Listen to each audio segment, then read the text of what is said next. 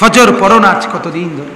আপনারা যারা বসছেন, এই অল্প কয়জন, আপনারাই বলেন আপনাদের ঘরে বেনামাজি সন্তান ঘুমায় না? কথা বলেন না কেন? কেমনে সহ্য করেন বাপ?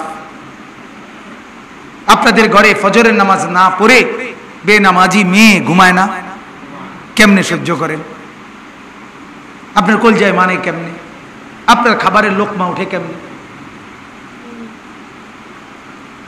আমার মাদ্রাসার আপনার গ্যাসের লাইন, আমরা মাদ্রাসা আজকে খুলছে, গতকালকে আমার মাদ্রাসার গ্যাসের লাইন আপনার দুপুরবেলা কাটে দিছে।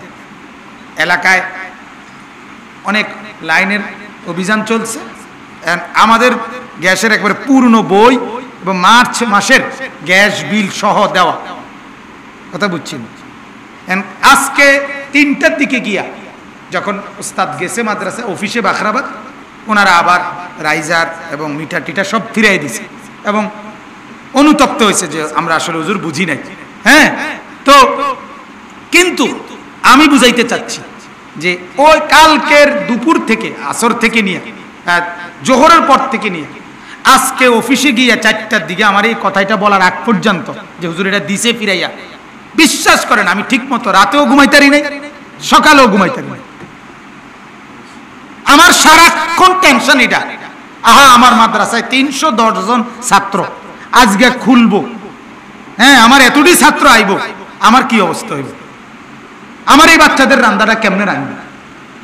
কতবার যে বিশ্বাস করেন আমি এটা মনে করছি, এই কথাইটা বিবিরে বলছি একটু দোয়া করো, ছেলের কাছে পর্যন্ত আমার হাফেজ ছেলে ওরে বলছে আব্বা দোয়া করো, আব্বা গ্যাসের লাইনটা তো কি হলো জানি। তাহলে চিন্তা করেন এক সামান্য বিষয়, এটার জন্য যদি আমার কলিজার মধ্যে এমন পেরেশানি আসে, তাহলে আমার ছেলেটা বেনামাজি হয়ে ঘুমায় আছে, আহা আমার ছেলেটা তো জাহান্নামের আগুনে জ্বলবে, আমার মেয়েটা তো জাহান্নামের আগুনে জ্বলবে। এই কারণে তো একজন ইমানদারের পাগল হয়ে যাওয়ার কথা, বেহুশ হয়ে যাওয়ার কথা, কিন্তু আমাদের চোখে ঘুম আসে, আমাদের চোখে আরামসে ঘুম আসে। আহা মুসলমান, এটাই আমার বোঝানোর উদ্দেশ্য। কেমনে ঘুম আসে? আমার ঘরে টেলিভিশন চলতেছে, আপনার ঘরে টেলিভিশনে বছরের পর বছর নর্তকী নাচে, নাচ গান, হাজারো হাজারো লাখো মুসলমানের ঘরে যে টেলিভিশন চলে, ওই টেলিভিশনের মধ্যে হিন্দি সিনেমা, হিন্দি সিরিয়াল দেখে, আর প্রত্যেকটা হিন্দি সিনেমা সিরিয়ালের 99% হিন্দি অনুষ্ঠানাদির মধ্যে তারা তাদের পূজার অনুষ্ঠান, তাদের মূর্তির কোনো না কোনো পূজার অনুষ্ঠান ওইটার মধ্যে অ্যাড রাখে, এটার মধ্যে যুক্ত করে। তাহলে মুসলমানের ঘরে হিন্দুর মূর্তি পূজা হয় না? অথচ কোনো আফসোস নাই। মা কি বলবে, বাবা কি বলবে, মেম্বার শুনলে কি বলবে, চেয়ারম্যানে শুনলে কি বলবে, গ্রামবাসী কি বলবে, মহল্লাবাসী কি বলবে, চাচাই কি বলবে, জ্যাঠাই কি বলবে। আহা, এদেরকে সামান্য সামান্য এই ছোট্ট ছোট্ট মানুষকে ভয় করলাম মুসলমান, এদের কারণে বহু অন্যায়, এদের কারণে ছেড়ে দিলা, ঠিক কিনা বলে? কত মানুষ কত অন্যায়, এদের কারণেও তো ছেড়ে দেয় না? বাপে দেখলে কিছু বলবে, মা দেখলে কিছু বলবে, শিক্ষক দেখলে কিছু বলবে। এই সামান্য মানুষের ভয়ে গুনাহ ছাড়তে পারলা, অন্যায় ছাড়তে পারলা, আর এত বড় আরশে আজিমের মালিকের ভয়ে তুমি আল্লাহর নাফরমানি ছাড়তে পারলা না। তোমার মতো শক্ত ডাকাত নাফরমান আর কেউ হইতে পারে না। এই জন্য আমি সবসময় বলি, মুসলমানের যে ছেলে, যেই মেয়ে, যেই বাবা, যেই মা আল্লাহ পাকের সামনে আল্লাহর উপস্থিতিতে আল্লাহর নাফরমানি করে, তার কলিজার মতো পাষাণ কলিজা আর কারো নাই। সে তো দুনিয়াবাসীকে ভয় করে, আল্লাহকে ভয় করে। মানুষ দেখবে, মানুষ কিছু বলবে, এজন্য বহু অপরাধ করে না, অথচ আল্লাহ যে শাস্তি দিবে এই ভয়ে সে ফজরের নামাজ পড়ে না, আল্লাহর হুকুম মানে না। আমাদের যাদের ঘরে টেলিভিশন চলে, মনে করেন আপনারা বলেন আপনার কলিজাতে আল্লাহর ভয় আছে? কথা বলেন না কেন? আরে যার ঘরে টেলিভিশন চলে বেটা মুসলমান, বলো, তুমি দাঁড়াইয়া বলো, তোমার ঘরে আল্লাহর, তোমার কলিজার ভিতরে আল্লাহর ভয় আছে? যে মুসলমান বিড়ি খায়, বিড়ি, যে বুড়া মিয়া বিড়ি খায়, আমি তো লিখে দিলাম তার কলিজায় আল্লাহর ভয় নাই। এই শক্ত পুরা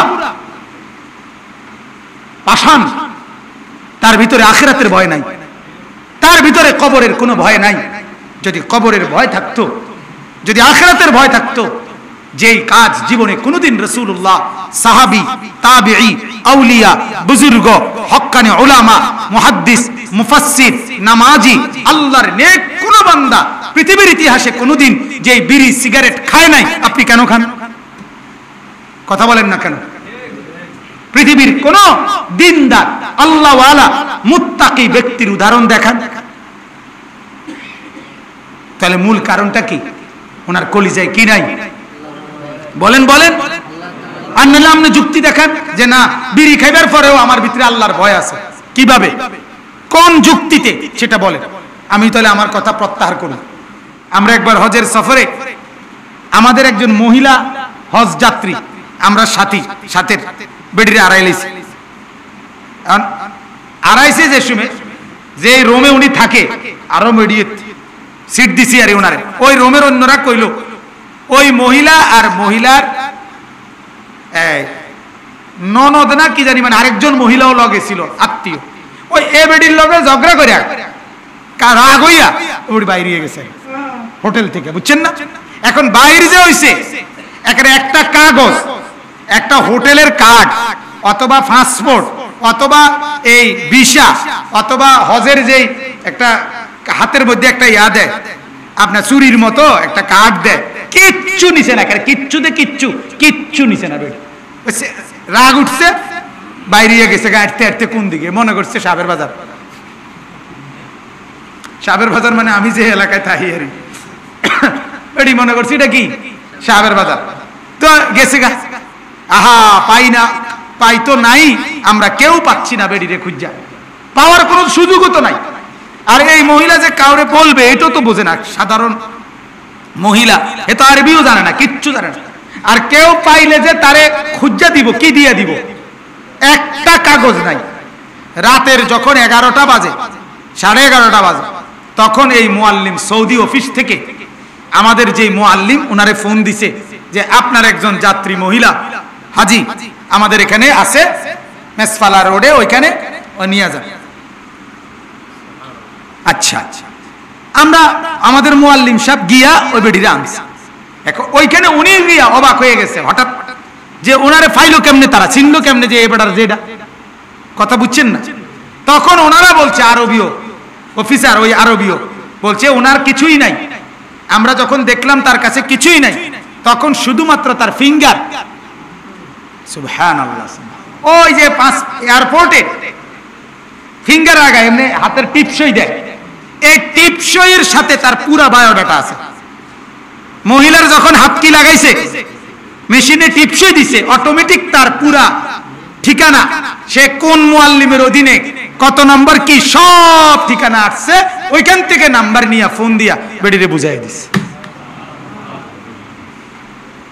তখন আমি বললাম সেদিন যে 30 লক্ষ হাজি, 40 লক্ষ হাজির এভাবে যে ফিঙ্গার তারা রাখলো, রব্বুল আলামিনের কি পরিমাণ কুদরত আমার মাওলার, যে 30 লক্ষ হাজি শুধু ফিঙ্গার দিয়া, এই বুড়া আঙ্গুলের ছাপ আলাদা আলাদা আলাদা আলাদা আলাদা না, নালে বেডির বাইর করলো কেন? সুবহানাল্লাহ, সুবহানাল্লাহ। ওয়া ফি আনফুসিকুম, তোমার মাঝে আমি, আল্লাহ বলেন তোমার মধ্যে আমি, আফালা তুবসিরুন, তুমি কি আমাকে দেখবে না? তুমি কি আমাকে দেখো না? আল্লাহ বলেন তুমি আমাকে দেখছো না বান্দা? কি বলেন, আল্লাহকে দেখা যায় না? আল্লাহর কুদরত দেখা যায় না? বলেন না। আল্লাহকে চিনা খুব কঠিন, খুব কঠিন। যেদিকে দেখে আল্লাহকেই তো দেখা যায়, আল্লাহর কুদরতই তো চেনা যায়। অতএব